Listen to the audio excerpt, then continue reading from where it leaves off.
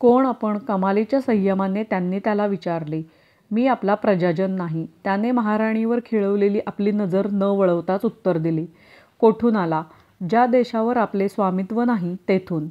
इतक्यात महाराणी तेथे येऊन पोचली. तिने त्याच्याकडे पाहून एकदा मधुर स्मित केले. चटकन तिचा हात धरून सम्राट पुढे चालू लागले. त्यांच्या नेत्रसंकेताबरोबरच सशस्त्र सैनिकांनी त्याला गराडा घातला. तो अगदी भान विसरून सारखा तिच्याकडे पाहत होता. तीही त्याच्याकडे वळून वळून पाहत होती. अंबारीत बसण्यापूर्वी ती म्हणाली, कोण हा परदेशी प्रवासी? राजधानीत आपला अतिथी म्हणून आलेला, त्याला बंदिवास का? महाराणीने लीलाविलासात दंग असावी, राजकारणात लक्ष घालू नये. कोण, कुठला इत्यादी चौकशी न करता त्याची रीतसर चौकशी महाराणी देखत न्यायाध्यक्ष करतील. आणि अनेक प्रजाजनांना जसा अमानुषपणे वध झाला तसा महाराणीच्या इच्छेखातर त्याला जीवनदानही दिले जाईल. काही दिवसांनी महाराणीच्या देखत न्यायालयात त्याची चौकशी झाली. दूरच्या देशातील एक महान सधन सावकाराचा तो एकुलता एक मुलगा. निसर्गानेच त्या देशाच्या सरहद्दीचे रक्षण करून सम्राटांना बोटे मोडीत बसवले होते. घराण्यातील पिढीजात श्रीमंतीने राजापासून रंकापर्यंत सर्वांना ऋणाईत करून ठेवलेले होते. देशोदेशी साहसे करीत फिरणे, देशोदेशीच्या सौंदर्यवतींना पळवून आणणे हा त्याचा छंद. आणखी सकस सौंदर्य, अलौकिक, काळजात कालवा कालव उत्पन्न करणारे, भान विसरणारे स्वर्गीय सौंदर्य शोधणे, त्यासाठी वाटेल ते साहस करणे हेच त्याचे काम. अशी त्याची माहिती राजदूतांनी मिळवली होती. राजधानीत तो नुकताच आला होता. सम्राटाचे शासन तुला माहीत होते ना? या अपराधाला देहांत प्रायश्चित्त मिळते हे तुला माहीत होते ना? न्यायाध्यक्षाने त्याला विचारले. होय, अगदी चांगलेच माहीत होते. देशोदेशीच्या सुंदरींना पळवून नेण्याचा तुझा छंद आहे ना? मुळीच नाही. ज्यांनी या तरुणींच्या सौंदर्याची किंमत न ओळखता त्यांच्यावर नुसती मालकी गाजवली, त्यांना कंटाळून त्या मजबरोबर आल्या. मी सौंदर्याचा उपासक आहे. सुंदरींची आराधना करणे फक्त जाणतो. त्यांना दास्यात ठेवण्याचा अरसिकपणा मी कधीच करत नाही. मग तू हे साहस का केलेस?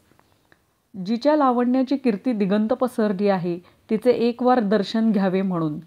एका राजाच्या जुलमी लहरीमुळे जगातील रसिकांचे नेत्र या स्वर्गीय दर्शन सौख्याला वंचित व्हावेत हे मला मान्य नाही. जुलमी सत्तेच्या बंधनात कोंडून ठेवलेले हे दृष्टीचे अमृत साहसाची, चातुर्याची, पराक्रमाची चपळाई शर्थ करून स्वातंत्र्याच्या जगात न्यावे म्हणून मी येथे आलो. माझ्या देशात ही देवता सर्वांना सर्रास दर्शन देऊ शकेल. ज्याच्या उपासनेने प्रसन्न होईल त्याला प्रसादही देईल.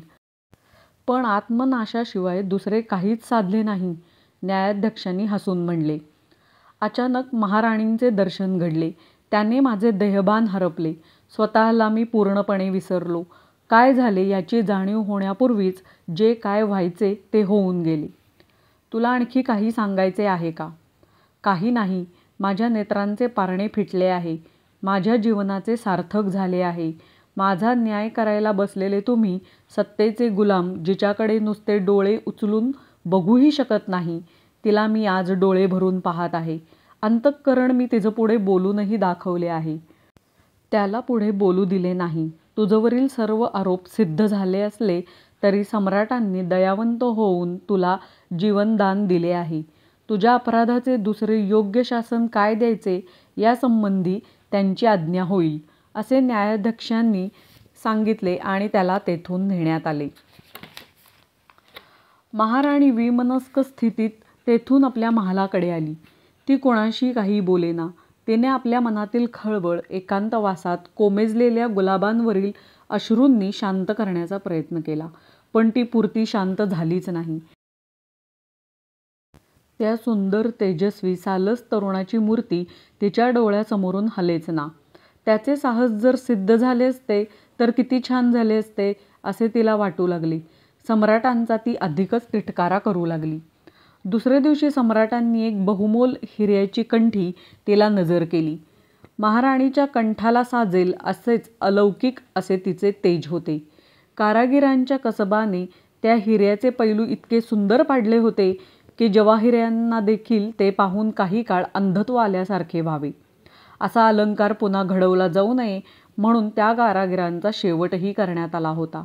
एका मांडलिकाने ती आपल्या भांडाऱ्यात लपवून ठेवली होती.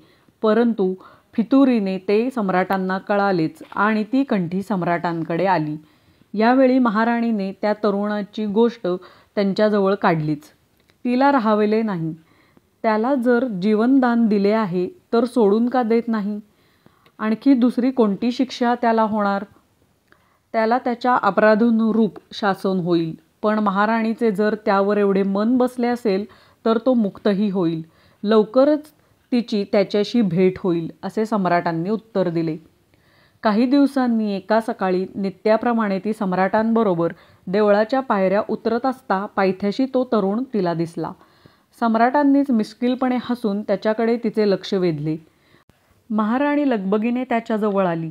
त्याचा वेश मलिन होता, रूप मलूल होते, मुद्रेत विषाद होता, डोळ्यात तेज. डोळेच नव्हते, काठीचा देखील आधार नव्हता. लाचारपणे तो पायरीला अडखळत होता. काय झाले हे महाराणीच्या चटकन ध्यानात आले. सम्राटांच्या या अमानुष करणीला तिला मनस्वी संताप आला. अतोनात दुःख झाले. कसलाही विचार न करता ती पुढे आली आणि त्या अंध तरुणाचा हात धरून म्हणू लागली, पुढे पायरी आहे. तो नाजूक स्पर्श आणि तो मधुर आवाज यांनी तो अगदी चकित, पुलकित आणि सुखीत झाला. कोण आपण? त्याने कातर स्वराने विचारले. कुणीही मला कसलेही सहाय्य करील तर राजाज्ञेने त्याला देहांत शासन मिळेल अशी झालेली घोषणा आपण ऐकली नाहीत का? माझ्यासाठी आपला जीव धोक्यात? पुढे त्याच्याने बोलवेना.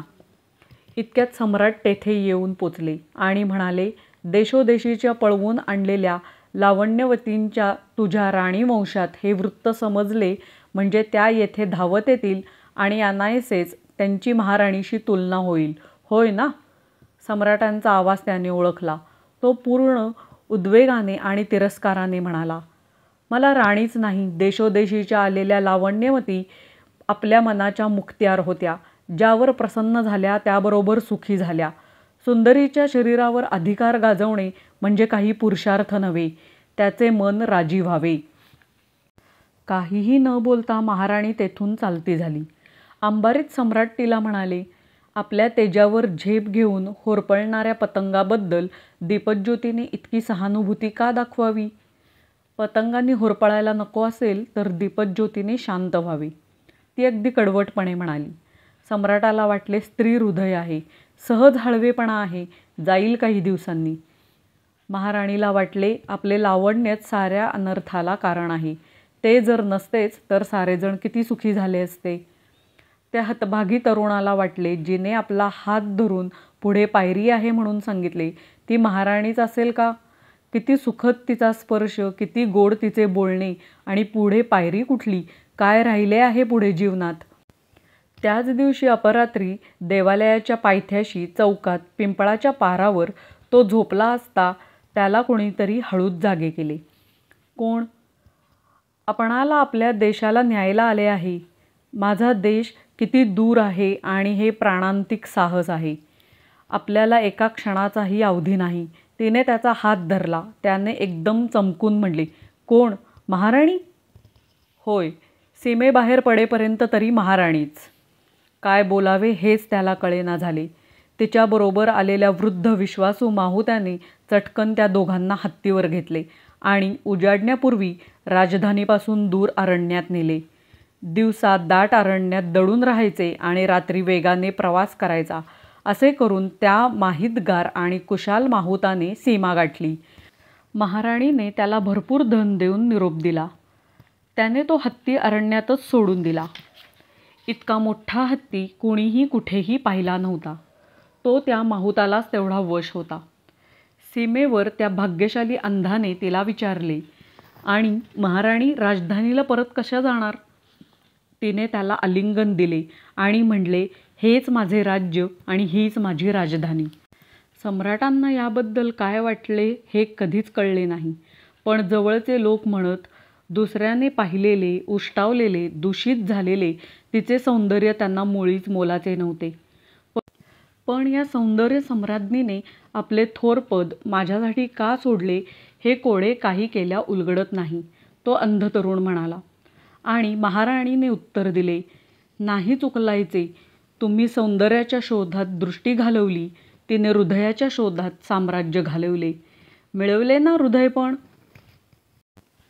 ह्यापुढे अशाच रंजक कथा आपण ऐकणार आहोत. ह्या कथा ऐकण्यासाठी चॅनलला लाईक, शेअर आणि सबस्क्राईब नक्की करा. थँक्यू.